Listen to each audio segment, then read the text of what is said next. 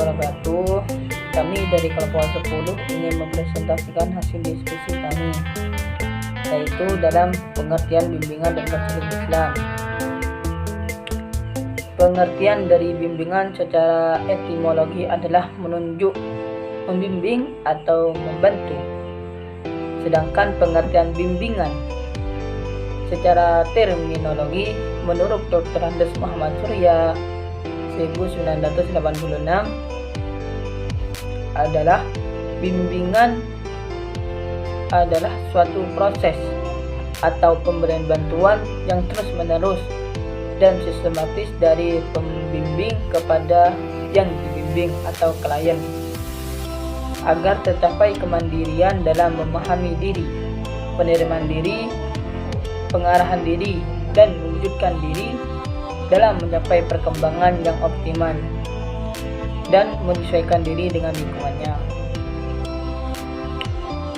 Dan pengertian konseling secara etimologi adalah nasihat, anjuran atau ajaran. Dengan demikian, konseling dapat diartikan sebagai pemberian nasihat, pemberian anjuran, dan membicarakan dengan bertukar pikiran. Sedangkan secara terminologi, pengertian konseling adalah sebagaimana berikut, yakni menurut para ahli. Menurut C. Patterson 1959 mengemukakan bahwa konseling ialah proses yang melibatkan hubungan antar pribadi antara seorang terapis dengan satu klien atau lebih, di mana terapis menggunakan metode-metode psikologis atas dasar pengetahuan sistematik tentang kepribadian manusia dalam upaya meningkatkan kesehatan mental klien.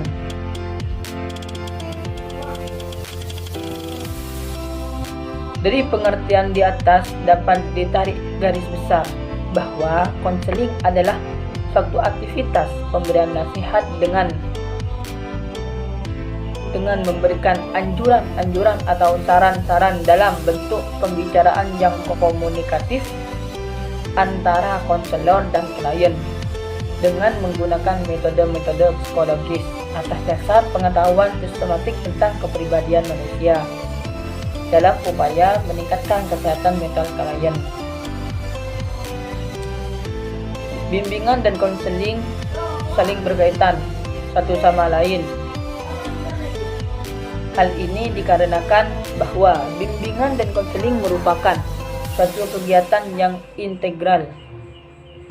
Konseling merupakan salah satu teknik dan alat dalam pelayanan bimbingan. Dan pendapat lain yang mengatakan bahwa bimbingan memusatkan diri pada pencegahan munculnya masalah, sedangkan konseling memutuskan diri pada pencegahan masalah individu, atau dapat dikatakan bahwa bimbingan bersifat preventif sedangkan konseling bersifat kuratif. Baik, selanjutnya yaitu bimbingan dan konseling Islam. Dalam bimbingan konseling Islam patut kita ketahui apa tujuan dari bimbingan konseling Islam. Hakikatnya, Islam memandang bahwa manusia adalah makhluk ciptaan Allah sebagai khalifah di muka bumi ini, sebagaimana untuk mengabdi atau menyembah kepadanya. Dari hal tersebut dapat dirumuskan bahwa bimbingan konseling Islam adalah untuk meningkatkan dan menumbuhkan kesadaran manusia tentang kehidupannya sebagai makhluk ciptaan Allah dan sebagai khalifah di muka bumi ini, sehingga aktivitas dan tingkah lakunya tidak keluar dari tujuan hidupnya, yakni menyembah dan mengabdi kepada Allah Subhanahu wa taala. Secara kodrat, manusia diciptakan oleh Allah sebagai makhluk religius yang memiliki kehidupan secara bersama-sama.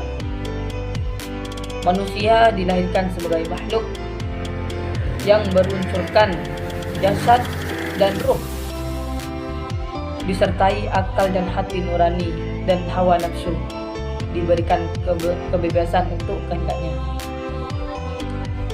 Akan tetapi hal tersebut menuntut adanya tanggung jawab yang harus dipikulnya. Oleh karena itu, dengan bimbingan dan konseling agar manusia mampu memahami potensi-potensi insaniannya, dimensi-dimensi kemanusiaannya, termasuk memahami berbagai persoalan hidup dan mencari alternatif pemecahan dengan pemahaman ajaran-ajaran Islam. Secara preventif dapat mencegah manusia dari berbagai bentuk perbuatan negatif yang dapat merugikan dirinya maupun orang lain. Dalam Al-Quran telah dijelaskan bahwa yang artinya sesungguhnya sholat itu mencegah dari perbuatan-perbuatan keji dan mungkar. Quran surat Al-Ankabut ayat 45. Di era globalisasi ini ditemukan banyak individu yang terbuai dengan urusan duniawi sehingga melahirkan sikap individualistik dan sifat-sifat negatif semacamnya. Sikap dan perilaku yang dimiliki telah menyimpang dan perkembangan fitrah manusia yang telah Allah berikan. Bahkan hal tersebut dapat menjauh hubungan manusia dengan hamba Allah atau kepada Tuhannya. Dari penjelasan di atas bahwa konseling Islam adalah suatu usaha membantu individu dalam menanggulangi penyimpangan perkembangan fitrah beragama yang dimilikinya, sehingga ia berkembang menyadari peranannya sebagai khalifah di muka bumi dan berfungsi untuk menyembah kepada Allah Subhanahu wa taala, sehingga akhirnya tercipta kembali hubungan baik dengan Allah, manusia dengan alam semesta. Dalam agama, terutama agama Islam, menempatkan manusia pada kedudukan yang mulia. Manusia diberi jabatan oleh Allah sebagai khalifah di muka bumi ini dengan keistimewaan-keistimewaan yang telah dibawanya sejak lahir. Dan fitrah tersebut tidak akan berkembang dengan baik tanpa adanya bimbingan dan pengajaran. Dengan perjalanan perkembangan fitrah manusia akan menghadapi berbagai permasalahan. Dengan pendekatan agama, konselor akan dapat mengatasi masalah yang dihadapi oleh klien. Karena agama mengatur segala aspek kehidupan manusia untuk mewujudkan rasa tentram, damai dalam batin manusia dalam menunjukkan kebahagiaan yang hakiki. Selanjutnya yaitu pendekatan Islami dalam pelaksanaan bimbingan dan konseling. Pendekatan Islami dalam bimbingan dan konseling dapat dikaitkan dengan aspek-aspek psikologis yang meliputi pribadi, sikap, kecerdasan, perasaan, dan lain-lain yang berkaitan dengan klien dan konselor. Pribadi Muslim berinsip pada hal-hal sebagaimana yang disampaikan oleh Nelly Nurmeli dalam papernya Peran Agama dalam Bimbingan Konseling sebagai berikut. Yang pertama yaitu selalu memiliki prinsip landasan dan prinsip dasar, yaitu hanya beriman kepada Allah Subhanahu wa taala. Yang kedua, memiliki prinsip kepercayaan, yakni beriman kepada malaikat. Memiliki prinsip kepemimpinan, yakni beriman kepada Nabi dan Rasulnya.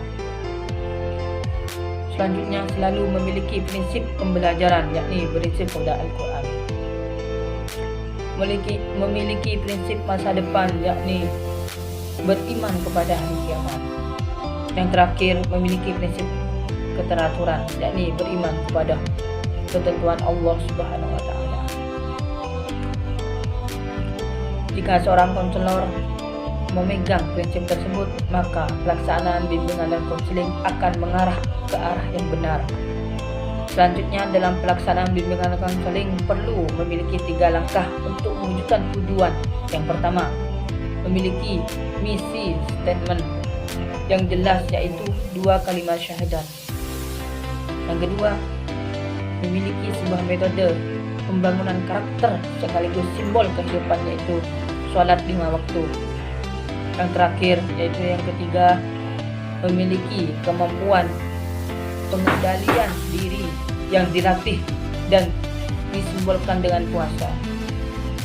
Maka dari prinsip tersebut, seorang konselor dapat menghasilkan kecerdasan emosi dan spiritual yang sangat tinggi. Selain itu juga seorang konselor juga perlu mengetahui pandangan filsafat ketuhanan, karena manusia sejatinya telah membawa potensi bertuhan sejak dilahirkan. Dalam menghadapi sebagai permasalahan yang dihadapi manusia, agama telah mengatur berbagai aspek kehidupan manusia untuk mewujudkan rasa damai dan tentram bagi jiwa manusia dalam menuju kebahagiaan yang hakiki. Yaitu yang pertama, ajaran Islam beserta seluruh petunjuknya yang ada di dalamnya merupakan obat bagi jiwa atau penyembuh sebagai penyakit hati yang terdapat dalam jiwa manusia. Selanjutnya, ajaran Islam memberikan bantuan kejiwaan kepada manusia dalam menghadapi cobaan dan mengatasi kesulitan. Di sini juga memberikan dorongan kepada seluruh umat manusia agar selalu senantiasa menyembah kepada Allah Subhanahu wa taala. Karena cobaan tersebut dan kesulitan tersebut adalah cobaan dari Allah Subhanahu wa taala. Yang ketiga, ajaran Islam memberikan rasa aman dan tentram yang menimbulkan keimanan kepada Allah Subhanahu wa taala dalam jiwa seorang mukmin. Selanjutnya yaitu metode dalam bimbingan konseling perspektif Islam. Yang pertama yaitu metode direktif, yaitu merupakan proses pelayanan dan konseling yang mengambil posisi aktif dalam merangsang dan mengarahkan klien dalam pemecahan masalah. Dalam proses bimbingan tersebut bersifat langsung dan terkesan otoriter. Oleh karena itu, kemungkinan untuk mencapai keberhasilan yang tinggi hanya bisa diperoleh kalau ini benar-benar dilakukan oleh konselor atau pembimbing yang ahli.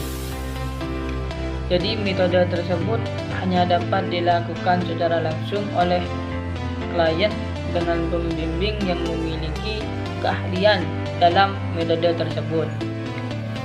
Metode non-direktif. Metode non-direktif adalah metode yang terputus-putus pada klien atau disebut dengan client coherent. Metode ini, klien menjadi titik pusat pelayanan yang diberikan kesempatan seluas-luasnya dan sebebas-bebasnya untuk mengutarakan isi hati dan pikirannya.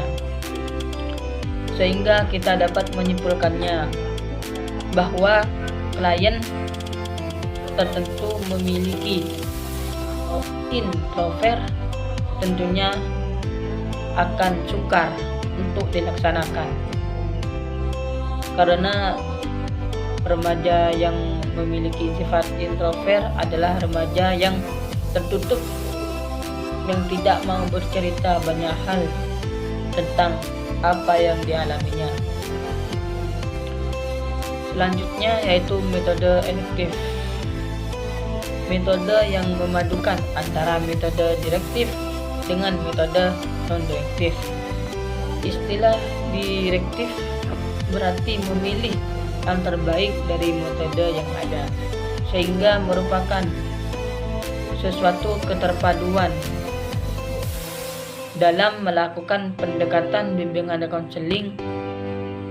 Tidak hanya berfokus dalam satu metode saja, akan tetapi memiliki fleksibilitas dalam menggunakan metode-metode yang ada.